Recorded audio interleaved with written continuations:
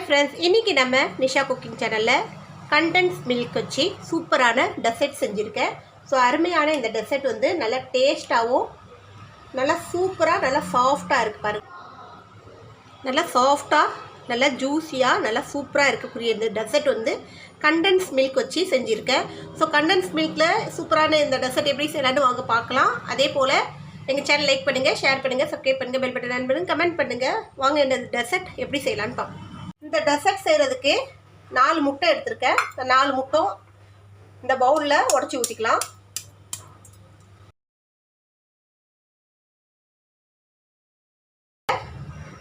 கொஞ்சோண்டு காடமம், அதாவது ஏலக்காய் பவுடர் போட்டு நல்லா அடிச்சிக்கிங்க.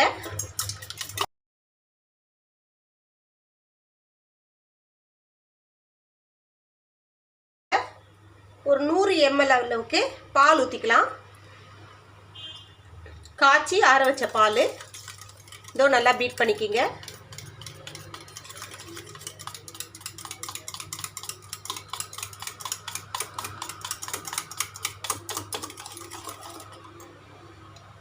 இப்போ இதில் கண்டென்ஸ் மில்க் வந்து உங்களுக்கு இனிப்பு எந்த அளவுக்கு தேவையோ அந்த அளவுக்கு எடுத்துக்கலாம். இப்போ நான் ஒரு 100 கிராம் அளவுக்கு எடுத்திருக்கேன். இதையும் நல்லா மிக்ஸ் பண்ணிக்கிங்க. சூப்பரான டெசர்ட்டு, நல்லா டேஸ்ட்டாக இருக்கும். டக்குன்னு செஞ்சு முடிச்சிடலாம். ஏன்னா வந்து டைம் அதிகமாக எடுக்காது. ஒரு 5 நிமிஷத்துலேயே நம்ம இதை வந்து ரெடி பண்ணுறதுக்கு ஒரு 2லேருந்து 3 நிமிஷம் ஆகும். இது வேகிறதுக்கு ஒரு 10 நிமிஷம் ஆகும்.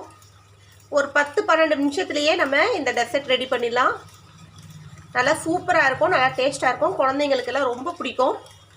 ஸோ நீங்கள் இதை ரெடி பண்ணி ஃப்ரிட்ஜில் வச்சிங்கன்னா நல்லா சில்லுன்னு எடுத்து கொடுக்குறோம். ஸ்கூல் டைம் முடிஞ்சு வீட்டுக்கு வர குழந்தைங்களுக்கு நல்லா மிக்ஸ் பண்ணிக்கிங்க. நமக்கு அந்த கண்டென்ஸ் மில்க் நல்லா மிக்ஸ் ஆகணும். ஏன்னா அது கொஞ்சம் திக்காக இருக்கும் இல்லையா.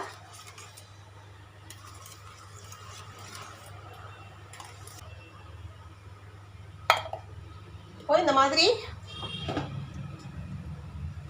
ஒரு மோல்டோ இல்லை ஏதாவது ஒரு பவுலோ இருந்தால் எடுத்துக்கோங்க. இதை நம்ம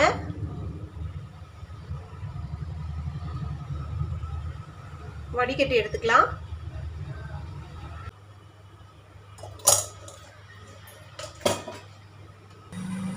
ஒரு இட்லி குண்டானில் தண்ணியை ஊற்றி அதுக்குள்ளே இந்த பவுலை இறக்கி விட்டுறலாம். இப்போ இந்த பவுலை ஏதாவது மூடி போட்டு மூடி விட்டுருங்க.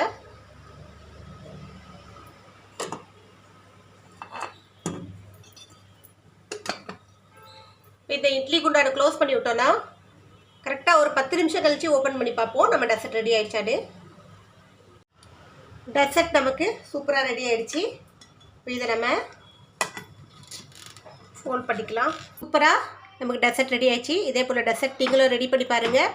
நல்லா டேஸ்ட்டாகவும் ரொம்ப கொஞ்சமான பொருட்களை வச்சு செய்யக்கூடிய இந்த டெசர்ட்டு நீங்களும் ட்ரை பண்ணி பாருங்கள். எப்படி இருக்குன்னு சொல்லிட்டு கமெண்ட்டில் சொல்லுங்கள். இன்னொரு ரெசிபியோடு உங்களை சந்திக்க வரை உங்களிடம் விடைபெறுவது உங்கள் நிஷா. எங்கள் சேனல் லாஸ்ட் வரைக்கும் பார்த்தவங்க அனைவருக்கும் மிக்க நன்றி. பாய்.